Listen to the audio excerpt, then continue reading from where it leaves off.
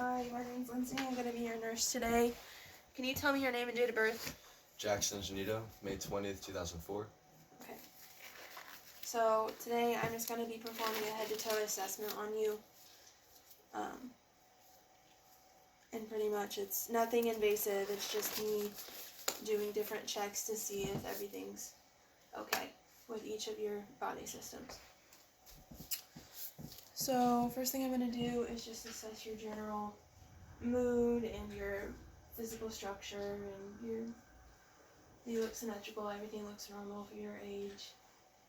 You look developed enough for your age. And then I'm going to get your measurements. So you're 6 feet tall, and you weigh 185 pounds, and your BMI would be around 25. So now I'm going to assess your skin. So I'm just going to take your arm and just look. I'm going to test for tartar, your general skin color, swelling, any edema that you have, vascularity, if you have any bruises. And then I'm going to check for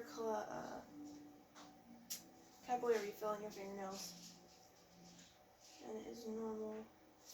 Look at your hands. The sides. Okay. And then I want you to take your fingers and do this. Yeah, just touch your nails together. And check for clubbing. Yep, that's good.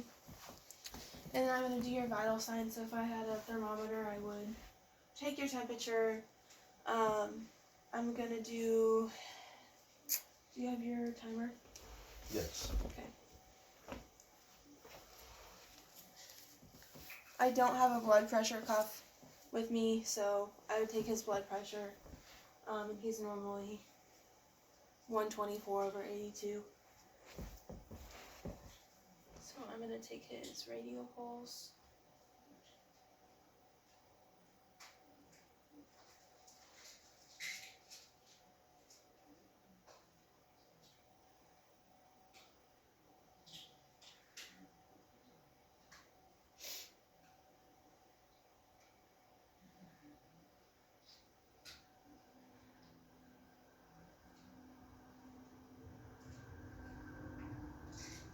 So it was 30.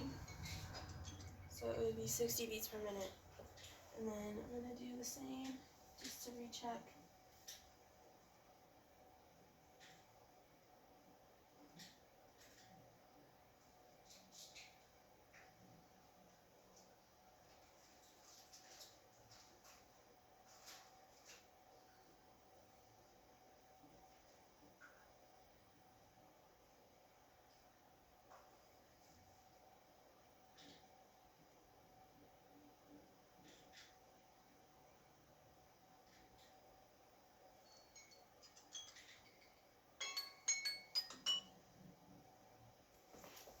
Respirations would be around 14 a minute. And then I would do his O2 sat, but I don't have that here. So we're going to get into your head and face. So I'm just going to just look in general, see for the structure, if there's any abnormalities in symmetry or anything, if there's any like visible infection in his eyes. And there isn't, so everything looks good. Now I'm going to touch your head. And I'm just going to palpate and feel for any abnormalities in his skull. Okay. And then I'm going to assess his temporal pulse. Just see and feel it. And then I'm going to palpate his parotid glands to see if they're swollen. And then I'm going to test his temporomandibular joint. So I'm going to have you open and close. Okay, good. And then do it one more time. And then I'm going to have you go side to side. Okay. And then I'm going to have you protrude your jaw. And there's no really catching or clicking. Okay. Okay. So we're gonna get into your eyes. So I'm just gonna I'll have you stand up and just move behind, like towards the couch. And I'm gonna have you, can you see this? Mhm. Okay, so I'm gonna have you cover your right eye. And I want you to read above the green line. EDFCZP. And then read below the green line. FELOPZD. Okay, and then cover your left eye? Other eye? Left Okay. And then read above the green line. EDFGZP. Okay, and then read below the green line. DELOPD. Okay. So that was your right eye. Yeah, right. His right eye's a little bit off. He does wear glasses and he doesn't have them with him right now. So his right eye is a little bit worse than his left. He got to the 20/25 on his right and he missed 3 letters. And he was perfect for his other eye. So then I'm going to test, you can sit if you want. So I'm going to test your visual fields. Okay, so I'm going to have you cover an eye. And then I'm going to ask you, like, what number you see.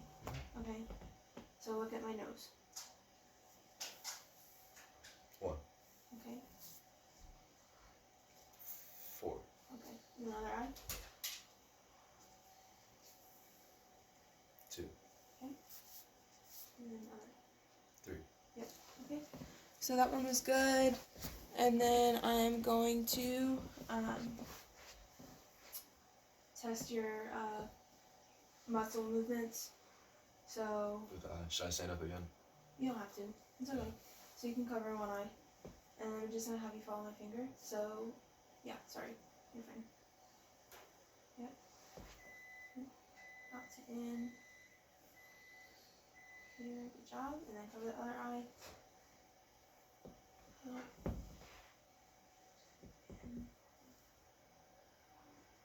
Good job. Okay. I'm going to get my pen light.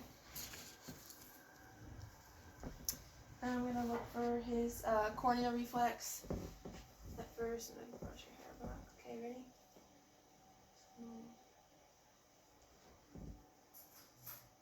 Okay, so corneal reflex is normal. The light in his eye reflects in the same point in either eye. So I'm going to look for your pupillary reflex. Dilated. Okay, and then dilated whenever light was shone in them, so that is normal. So then I'm going to hold down your eyelids and inspect your conjunctiva. And his is a little light pink. It's not as meaty as we would want it to be. And I would look at your iris and cornea and sclera, and it's all normal. There's no abnormalities there. And then, yeah, that's good for the eyes. And then we're going to move on to the ears. So for this, I'd have an otoscope, and I would pull your ear up and back and insert the otoscope and look. And I would just look at his tympanic membrane, and it would be like a pearly gray, and there would be light reflecting off of it. And that would just indicate that the eardrum is intact and it's normal. And then I'm going to get my fork. This is my fork for the tuning fork test. So I'd hit it, and I would place it on top of your head. As it was resonating, you would tell me what side you would hear it on, or if it was just even, like if you heard it equally in both ears. And I would do it again, and I would do it against his mastoid process. I would hold it in front, and he would tell me if he heard it better when it was touching his bone or if it was in front of his ear, and it should be in front of his ear. His air conduction should be louder than bone conduction. And I'm going to stand behind him and do the whisper test. So I'm going to whisper a word and you just repeat it. Ready? Mm-hmm. Apple. Okay, so he got that. And then that's good for ears. So we're going to go to the nose. So I'm going to test for patency in each nostril. So I'm going to touch and you're just gonna breathe out. So breathe. Good job. Breathe. Good job. Okay. So I would have an otoscope again and like look up, but I'm just gonna use my pen light. So I'm gonna touch your chin and we're gonna look. And then his turbinates look normal, they're not inflamed, but his septum is a little bit deviated to his left. So there's a little bit of septal deviation. And then I'm going to feel his sinuses. So I'm going to feel his maxillary sinuses, and they feel fine. And then his frontal. And those also feel fine. And then I'm going to have you, I think that's it for notes actually. So then we're going to move on to the mouth and throat. I need my pen light again. So I'm going to have you just say ah. Okay, and then open your mouth. And then I'm just, yeah, there you go. And I'm just going to look around. And he doesn't have any redness. There aren't any. Can you put your tongue up? There you go. Yeah, he's able to, his frenulum looks in contact. It looks normal. And then stick your tongue out and say ah. His tonsils are about a 1 on a scale of, which is normal. I'd say 0 on a scale of 1 to 4, or 0 to 4, sorry. And then just stick your tongue out for me. Okay, and that's just testing his cranial nerve, or his facial nerve. Okay, and his uvula looks normal. It's able to move whenever he says ah. And then we're going to move on to the neck. So I am just going to feel, I'm going to palpate and I'm going to feel through your lymph all the way down your neck, okay? So here, they feel normal, nothing is fixated. They're movable, rubbery. Okay. Then I'm going to go behind you. Actually, I'm going to feel your carotid pulse first. So I'm going to go on this side.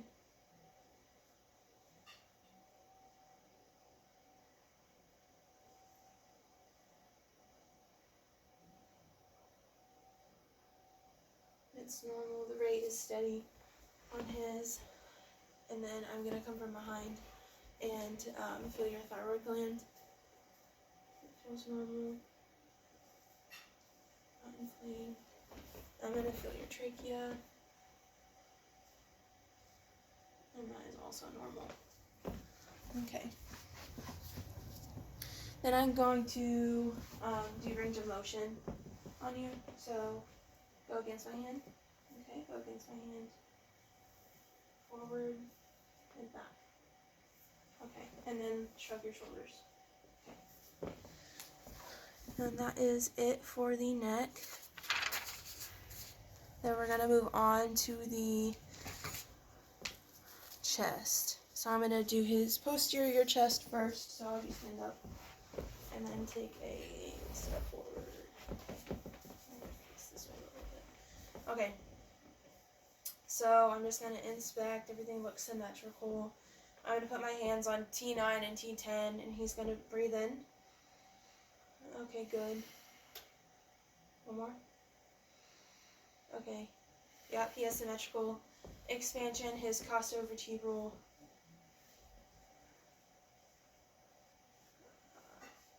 feels good. It's normal. And then I'm going to auscultate breath sounds. Alright. So with each touch, I'm just going to ask you to breathe in. Okay. Alright? So breathe in. Good. Breathe in. Actually, I'm going to have you turn this way just so she can like see that I'm... Breathe in. Breathe in.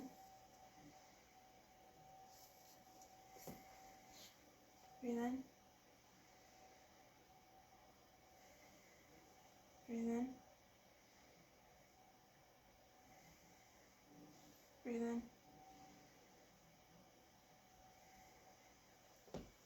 breathe in. And breathe in.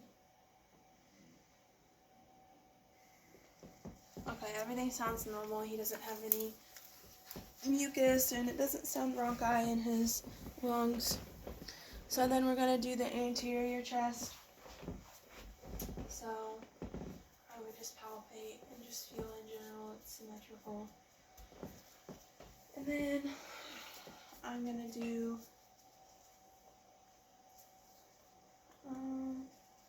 hold on one second. Yeah. I'll look at his skin just make sure, and then I'm just going to do breath sounds again. Breathe in. Down. Breathe in. In.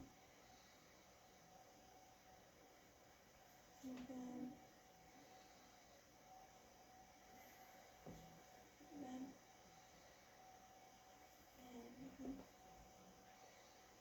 Yep, okay, that's normal, and then we're gonna move on to the heart. So, start the heart, I'm just going to, I would just inspect and look and see if I could see any visible thrills. So, I'm just gonna take my index finger and just put it on the apex of his, in the left sternal border. And I would just feel for any thrills, and then I would, or that's for the apical impulse, and then for the thrills, I would just take the,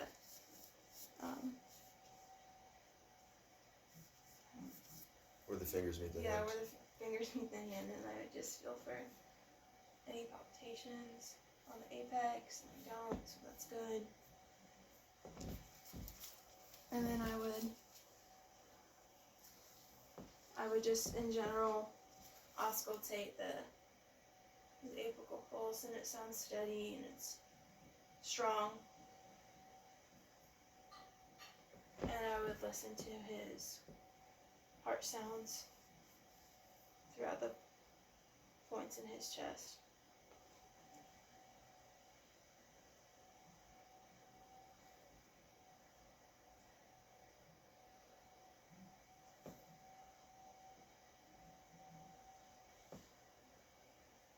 Okay, everything sounds good.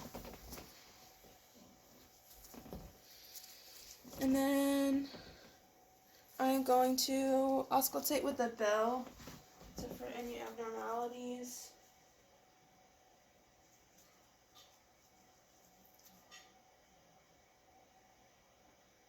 And it still sounds normal, it still sounds steady. It's a 2 on rate with them, normal. And then I'm going to perform the modified Allen test. So I'm going to just take this wrist and just occlude both of your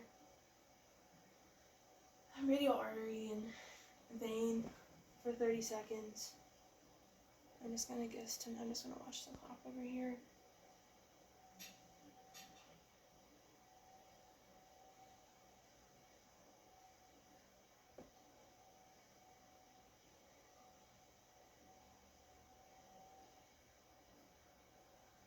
I'd let go and just watch his hand to see if it would flush. If it was in 5 to 15 seconds, that's a positive modified Allen test, which is normal.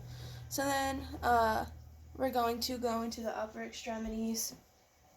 So we're just going to do range of motion of the shoulders. So like you shrug your shoulders, I'm going to have just take your right arm and raise and lower and out. And then, yeah, as far as you can back. And then, yep. And then, Multiple times. yeah, you don't have to, it's okay. And then I'm going to have you raise and lower and then go out and in. Okay. And then I'm going to have circle. you, circumvent full circle. And then I'm going to have you flex and extend your arm. And then I'm just going to have you, do for both, and then just range of motion of your hands and your fingers, and can you move them? Okay.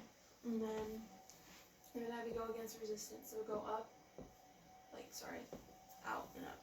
Up way, good, and then be up, and you bring it down. Okay, good, and then go out. Okay, good, and the same thing. So up, good, and then down, and then out. Okay, good, and then same thing for here. So yeah, go up, and then go back down. Okay, good. Try this one. Go up, and then back down, and then I'm gonna have you squeeze my finger. Okay, and then squeeze my finger. And his strength is the same in both of his hands. And then I'm going to palpate his epitrochlear nose for any infection. That feels good.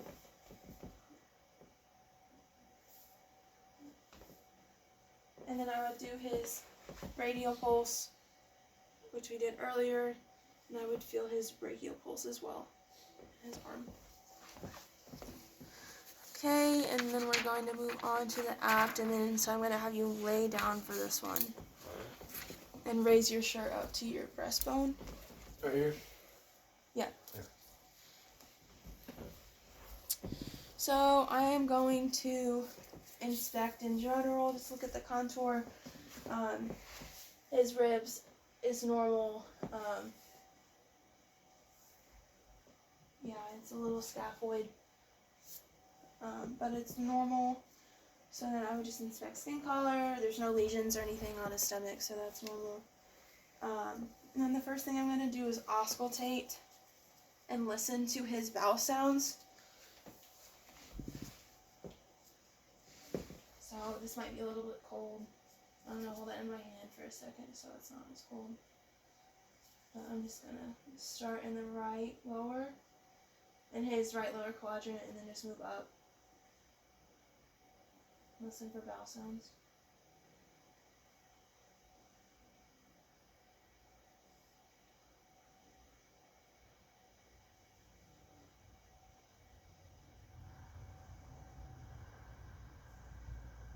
Yep. So it's normal. There's some gurgling, which is good, and he has peristalsis. So that's good. And then I would listen for vascular sounds between his xiphoid process and his umbilicus.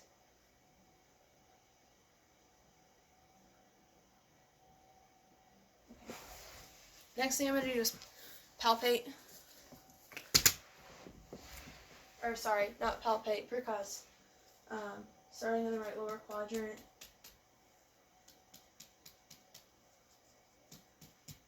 Sounds a little bit more hollow in his left upper quadrant. In his upper quadrant, since he has his intestines there. But it sounds normal. It's good timpani. Okay, and then I'm gonna palpate. So I'm gonna do it lightly. I'm just gonna start in your lower stomach and then just move clockwise, okay? Okay. So just lightly feeling. Is there any pain or tenderness when I do that? No. I'm going to feel a little bit deeper. Is there any pain or tenderness? Mm-mm. Okay.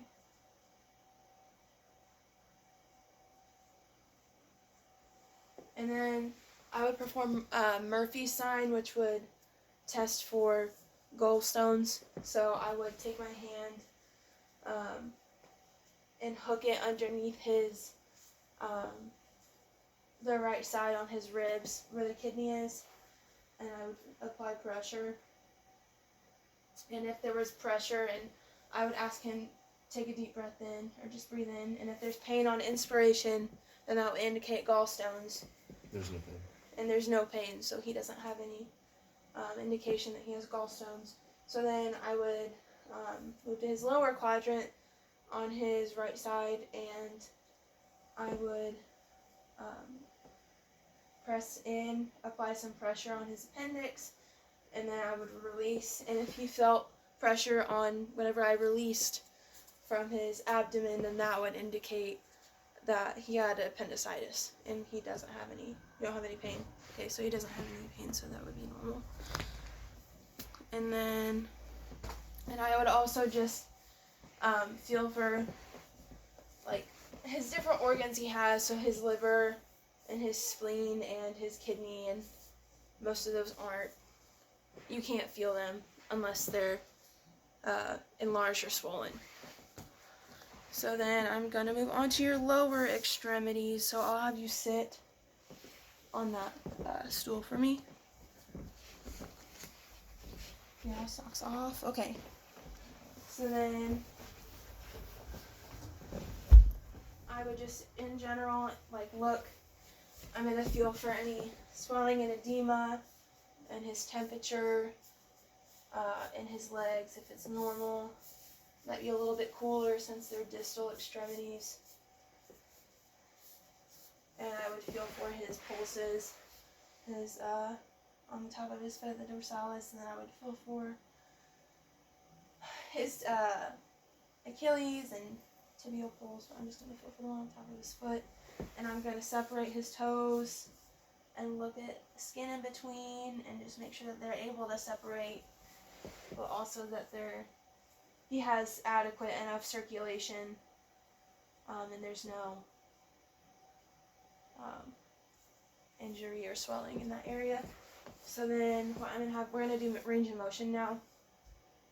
So I'm going to have you just raise this leg a little bit, and I'm going to have you circumduct your foot, so just move it in a circle.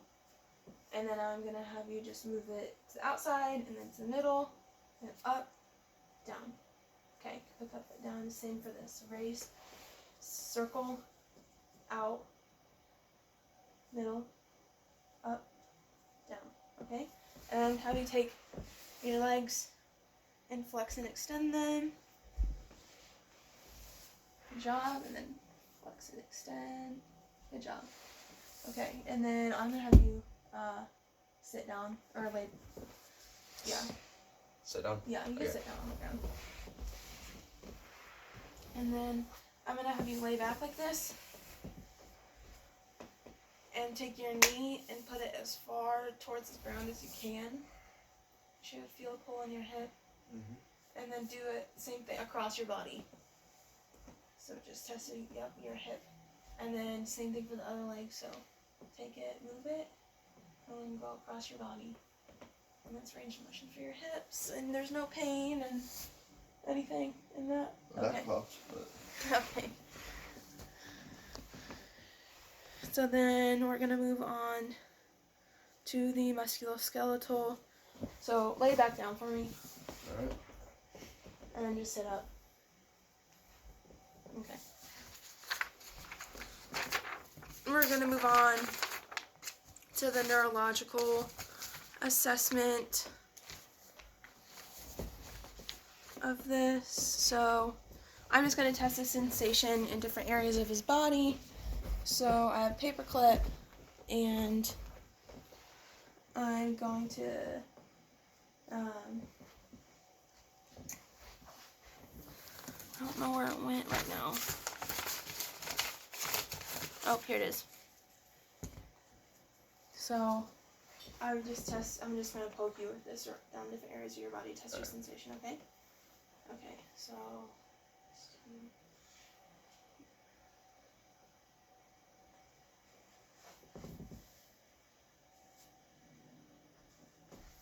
and you can... It's more sensitive in the feet. It's more sensitive? Okay. Okay. But I can feel that every single spot. Mm-hmm. And then I'm going to do just light sensation. Can you feel that? Mm-hmm. Okay. Mm-hmm. And same. Okay. And then I would do vibration. And then, okay, so I'm going to have you just move your arm. So I'm going to move it. What direction am I moving it in? Moving it up. Okay. And then, what direction am I moving it? To the right. Forward. Down. Okay, good job. And then I am, close your eyes. Test diagnosis, so open your hands. Can you tell me what's in your hand? Is that Lucky's dog toy? Yep. It's a ball. It's a dog toy. And then What's in your hand? Ball of yarn. Yep, good job. And then we're going to test your cerebellar function, so you can stay seated. What I want you to do, follow my finger. Okay, so. Good job. His eyeballs are following well. Okay, good job. And then I want you to open your hands, take them, and just touch your thumb to every finger. Yep, good job. And then you can stay seated, just extend your legs and take this leg and run your heel down your shin. Yeah, more like on top. Okay. There you go. Good job. And then do the same for the other leg. Good job. Okay, and then we will do your Babinski's reflex on your foot. So I'm going to just lightly pick it up, and I would go from the lateral side in, and then, yeah, that would be a reflex. His toes would flex up. And then I also need to do your reflexes.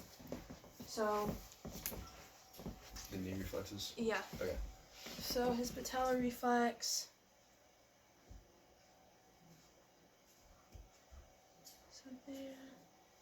You feel that actually? Okay. Yeah. So I'm gonna do it on the other one. I think it's a little bit up.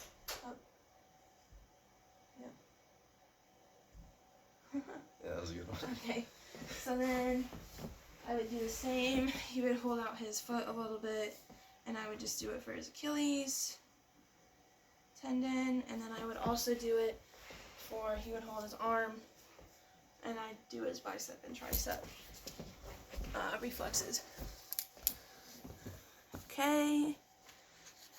And that is good for that, and then we're going to move on to the last system, which is the musculoskeletal system. So I'll have you stand up.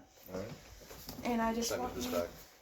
yeah, you can move that way, and then just walk from the couch to over here, just normal heel to toe. Good job. And then same thing back. Okay, good job. And then I'm gonna have you put your feet together and close your eyes and just stand there for 30 seconds.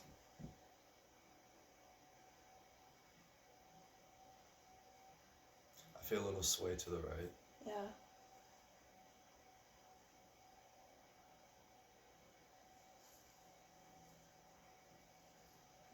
Yep. So you're good for that one. And then I'm going to have you just do a little shallow knee bend. So just bend your knees a little bit. There you go. Good job. And I will do, yeah, so we'll assess your spine. So turn around. Yeah, I'm on this side. So I'm going to pull your, will you pull your shirt up for me? Okay. Just so I can look at the, curvature of the spine. It looks normal, so I'm going to have you bend over. And I would just feel, and his scapula are both equal. The left might be like a little bit higher, but it's not indicative of scoliosis. And then, yeah, so then we're going to do range of motion of your spine, so tilt. Yeah. Shirt back on? Yeah, shirt back on. And I'll have you just tilt to the left and to the right. And then can you go forward at your hips and then go back at your hips? Okay, good job. So that should be, actually, sorry, can you go forward and touch your toes? Okay, yep, that's good. All right, so then, all right, so I need to do some patient education for you. So let me think of a body system. A body system that I could teach him about and the test that we were doing is in, let's just do clubbing. Actually, maybe not.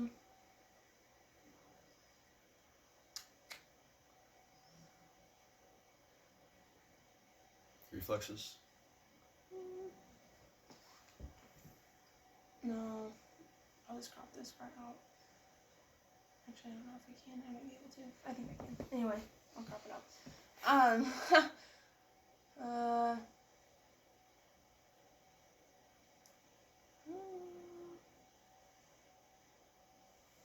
I'll teach you about your thyroid.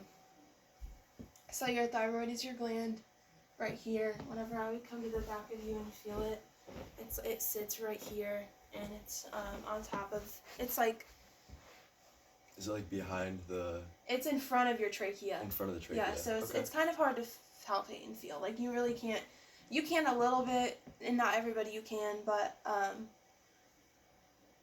you really can if it's swollen and there's something wrong, right? So, if you feel like your thyroid is swollen, then it's indicative that something is wrong with your thyroid hormone. So, in your thyroid, you have T3, T4, and TSH. You also have calcitonin that helps balance things out. Those are chemical or hormones? Yes. So T3 and T4 are your thyroid hormones. So that's like the hormones that your thyroid produces. Mm-hmm. And TSH is called thyroid stimulating hormone. So like if you So it tells the thyroid to act. So yeah, so it tells the thyroid to make more of T3 and T4.